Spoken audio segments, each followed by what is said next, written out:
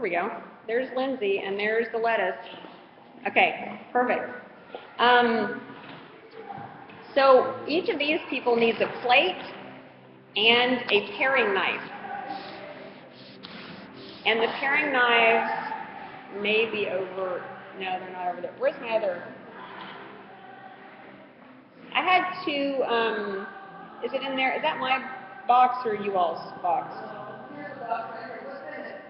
I'm looking for the paring knives. There's a few paring knives in there? No. Okay. One moment. Yeah? Awesome. Thank you. Fantastic. Okay, so who's going to be the salad volunteer? Don't all fight. Okay. And you are who? David. David, I won't shake your hand because we just washed and stuff, but thank you so much. Okay, so David, go back to your chair.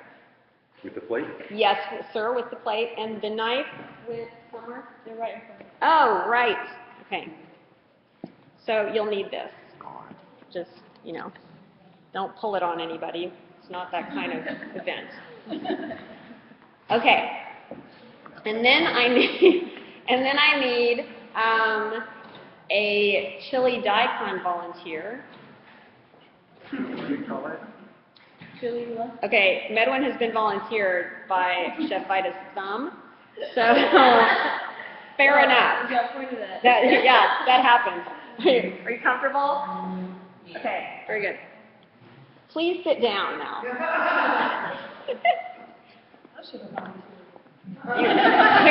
There's still time. There is still time. Okay, Chef Vida, you're stuck with the dates. Oh. But, you could do worse than having a lot of dates on a Sunday. So I like dates. Okay. Some people don't even date on Sunday. Okay, and yes, you can sit down too. It's not because I don't want to share this area with y'all. There's like pedagogy to this. Okay. So, what I'm going to need, Medwin needs a pumpkin. Would you mind providing Medwin with a pumpkin? Yes. That would be fine. Yes. That's the pumpkin Medwin's about to get, y'all. Stay tuned. Okay, and there's Medwin. Say hello. Hello. Okay, can you see it? Okay, so Medwin, what I need, okay, put the pumpkin on the plate. It's going to be a long day. So what I need you to do is slice it up real thin or in pieces that you find more acceptable. But just not big pieces. Yes, now. And I'm driving. Oh, good. Okay. And we're in England. So You're driving. yes. So CJ's driving. So this is how it's gonna go, y'all. We're gonna do this as though you're in your car.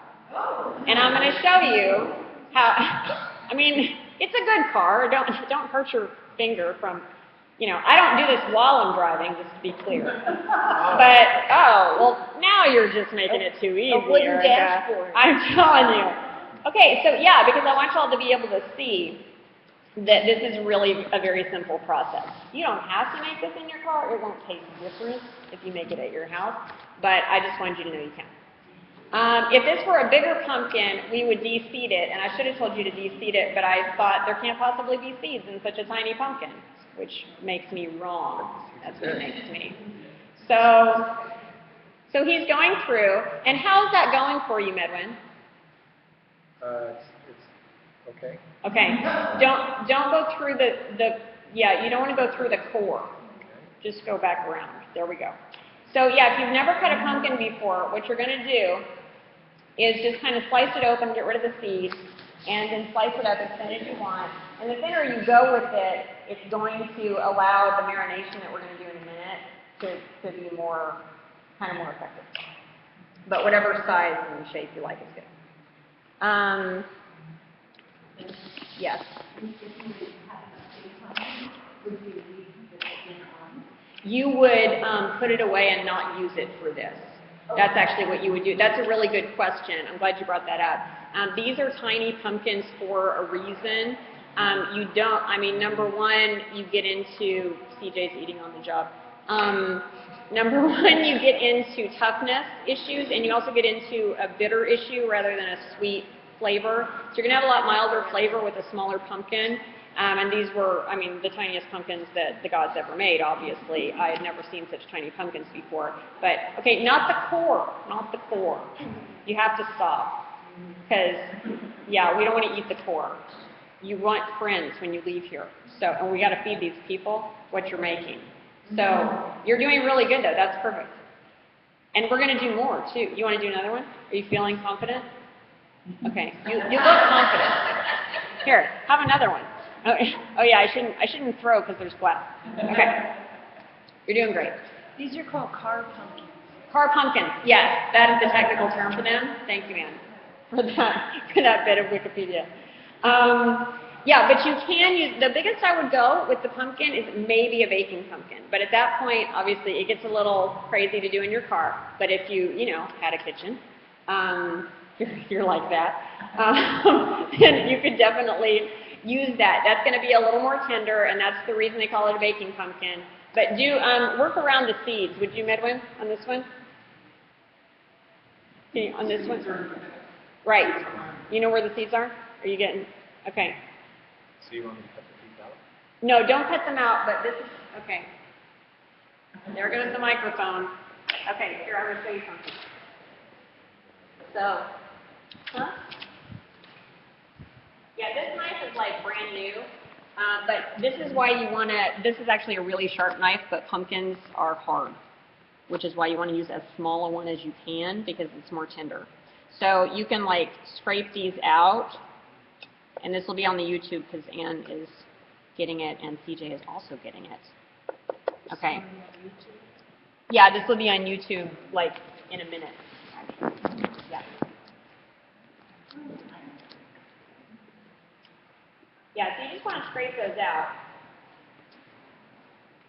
Because then you don't have to like mess with them.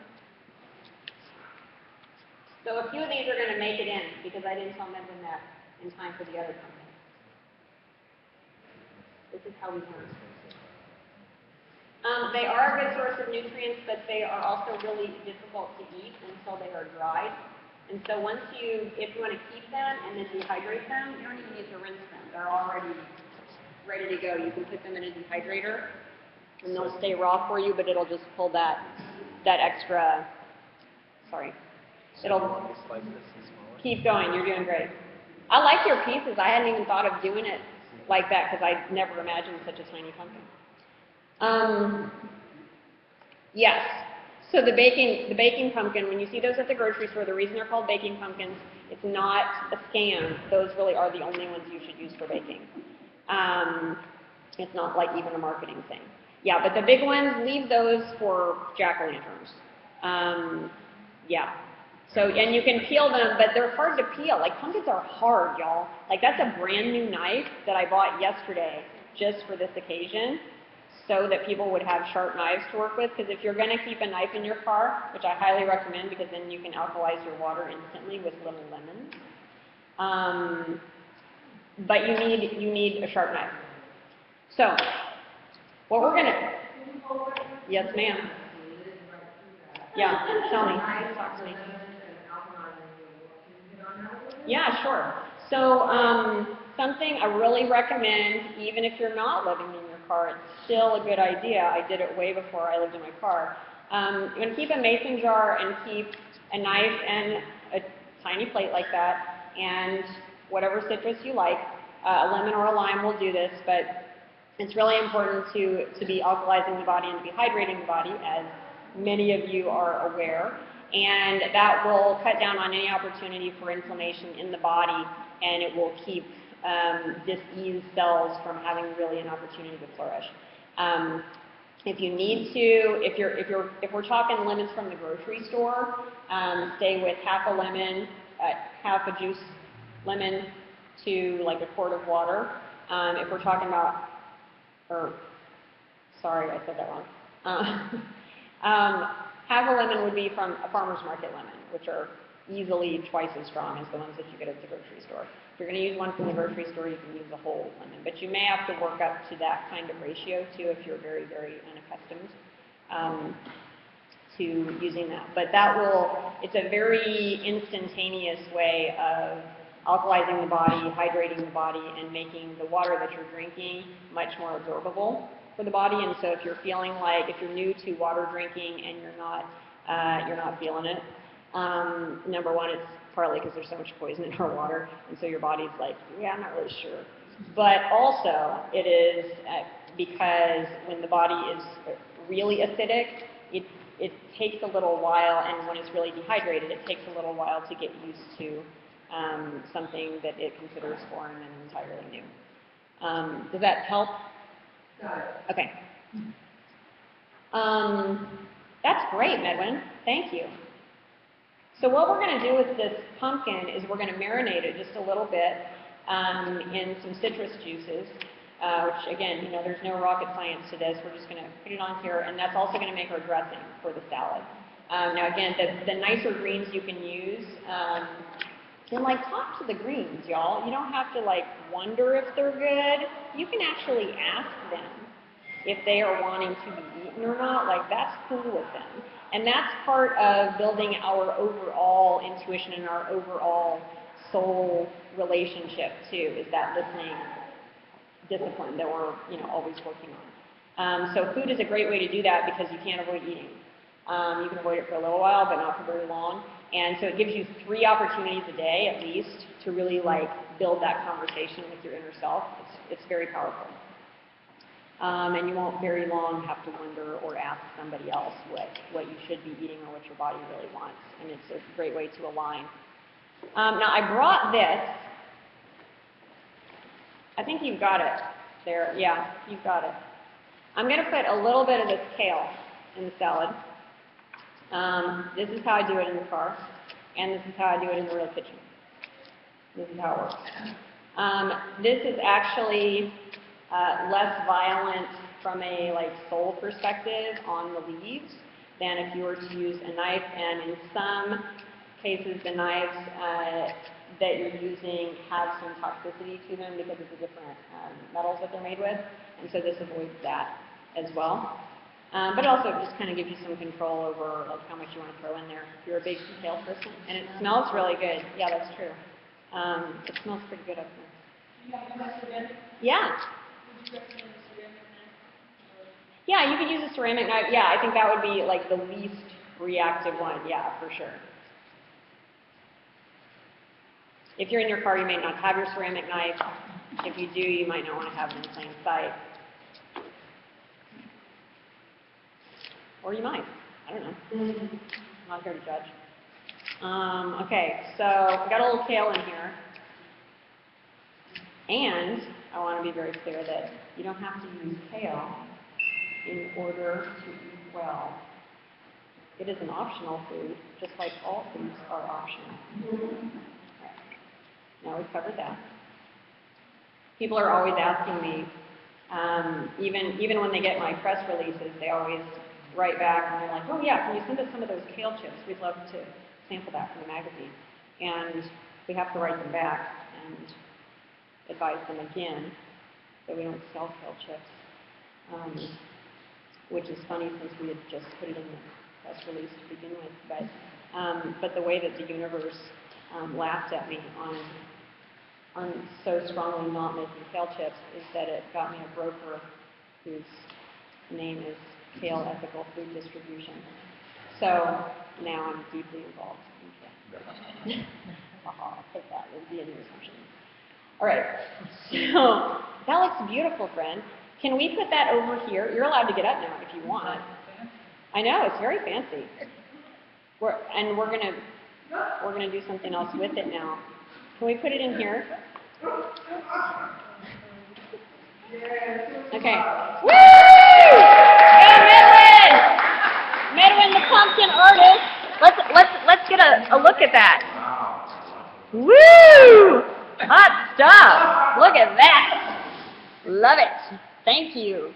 That's beautiful. Okay, so now don't look, Medwin. I'm not doing this to your art. It's not happening in real life. This is just a dream that you're having. Okay. So it's that simple. That is a real thing that I really do in the car. So what we're going to do now is Edwin, since you have the knife, you're doing such an excellent job now. Why not? What I'm going to do is I'm going to put a little bit of salt in here, and I'm going to have you just slice these in half, would you? Now, what type of salt is it? This is, yeah, thanks for asking, actually. Y'all are asking like, it's like I paid you people or something. This is the Himalayan pink salt. This is the one that I keep in the car just because I ran out one day. I'm actually not of the mind of paying $7 for this size of container of like anything except like diamonds maybe. But it is really handy. It's a really good size and it's actually a shaker. But I actually get all my stuff in bulk. Oh, I didn't even tell you. I'm sorry. I didn't tell you the right way. The other way. This is a good tip though. This is good for us to learn. Turn around. We're gonna do a teaching thing. Okay. So I asked him to cut them in half, right? Because we're going to put the juice into the salad. Well, if we do it like this, then I have a lot of access to these two wedges right here and their juice, but I don't have almost any access to the wedges back here. And so I can smush it up a lot, but I don't get a lot of the juice access. So, let's see, I already do one of these now. Can you do it like, so how we're going to do it is you want to find the little belly button, and you want to hold it like that and then cross it. Rather than cutting the belly button, you want to cut across. I'm so glad you did that because that's something that I forget to teach people. So I'm gonna just put some of this in here, and what you can do, can you move over a little bit, and then these folks are gonna see a little bit too. And this is a Valencia orange, so when you're doing your juice dressings, orange juice is a really fantastic way to do it, and if you're a regular here at the Living Foods Ministry, you know that already. But if you're new to using juices as dressings, this is your big day. So what this will do, yeah, this is how I catch my seeds. I'm not strong like Rachel Ray, y'all. Like, I did not come from stock that had muscles, and so I can't do it like that. Now that actually, because the Valencia oranges here are so insanely good, we still manage to get most of the juice. But if you had like stuff in the grocery store or something, it wouldn't go that way because there wouldn't be much juice in it. So, but yeah, this one, I'm going to juice that one up. And the way that like Rachel Ray has taught us to do it is squeeze from here, and then you never have the seeds come out. I'm not that coordinated, and I'm also not that strong. It actually, when you're doing a bunch of them, it takes some strength. But this way, my hands are excellent strainers, and they're free. So I really like them a lot. And all of these things, anything that's good to put in your body is good to put on your body. And pretty much vice versa. Like, if you can't eat it, it probably shouldn't be on your body at all. So we're just going to add some more of these in here. And because these are organic, you're going to see, and we do this in the Muncho's Raw Snack, we use whole citrus. And so what you're actually getting here is a food that is more whole and macrobiotically balanced than actually any other food on the planet that people actually eat. Because I've been through a lot of cultures and studied a lot of food, a lot of places, and I don't know anybody who doesn't throw out the peel. You're always at least losing the pith, and the pith has a lot of nutrients in it for you. So we're actually keeping those, and these you can put in your water too as well. So we're just going to use a few of these, and this is marinating the pumpkin for us a little bit. But again, the pumpkin's still going to be like firm. So you're going to take this to your holiday party, and people are not going to freak out or think you're a crazy hippie. And I mean, hopefully you're going to the party with other crazy hippies. But if you don't want to out yourself as having ever come to agape before, or that you're eating more plants or whatever, you don't have to. So really, the focus of my food is always to make it as friendly, like sidewalk friendly, as possible. And that's why I made the chips, because I saw that nobody much was really making vegan snacks at all. Definitely nobody was really making raw snacks at all, and definitely like not anything lower fat or high burnability. So that's what I try to do, is make everything burnable for you. So we've already got, yeah, you're doing really good. You're doing a great job. So now, I don't have a towel, but I do have this napkin. So I'm going to use the napkin. Thank you. We're just going to add a little bit of salt. I mean, this is not rocket science, y'all. So the Himalayan pink salt, though, really important to note, if you haven't used it before, you want to be kind of gentle with it at first, because Himalayan pink salt is tricky. It's super good. It's super good for you. It is where the ocean used to be. So the sea salt that you get now, that's called sea salt, also has the pollution in it. But this salt does not. This is old school sea salt. So there's no sea there now, so there's no pollution. But that's why it's pink, is these are just the minerals that make it pink. And but it won't behave the same as other salts for you. So you want to start a little gentle with it, because if you give it about 5 minutes, it's going to pop up, and it's going to either become like more flavor than you were anticipating in 5 minutes, or it's actually going to really mellow out and like absorb in. And so you'll want to adjust it a little bit, but it's actually fantastic stuff to work with. And if you buy it in bulk at one of the lovely stores we have around here, it's about $4 a pound. So you can get it for pretty good. And it's a whole food. It's really nice for you. So how are we doing on our time? Do we need to have somebody cutting daikon right now? Yeah. Yeah. Okay, so who's my daikon person? What, I can't remember now. It's been so long. Are you the daikon person? Yes. Okay. Or you were? Oh, did I mix it up? So, Oh, crap. there's Okay. another person that's. Well, thank you for your flexibility. Okay, I'm Because the silly person. you were. Okay. Well, there we have it. Oh, thank you. That's beautiful. Okay, so what we're going to do, yeah, if you want to take some of that over with you, you don't have to take all of it. We can do some of it up here. Should I do one? You could do some too. Yeah, that's perfect. Everybody could do some, and then we would just have it done. That would be amazing. And if you want to take a bowl over there, Chef, too. I'll wash yours off too. Yeah, maybe not with that one. We have more. We have more knives. Thank you. How do you want these cut? Well, as the recipe says, you can cut them any way you want.